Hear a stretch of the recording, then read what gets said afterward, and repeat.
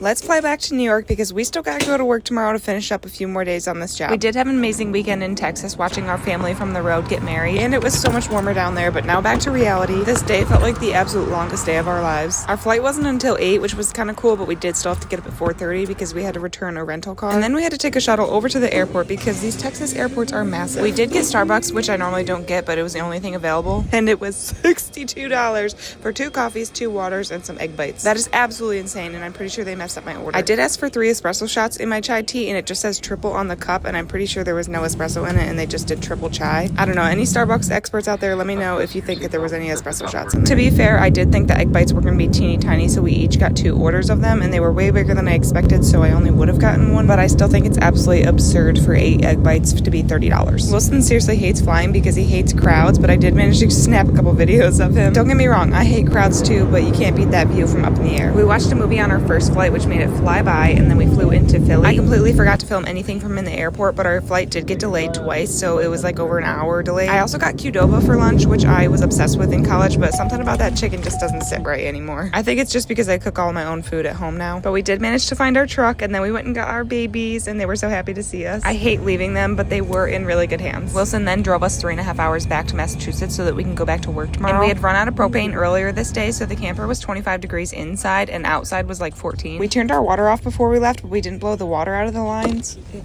is 25 in the camper right now.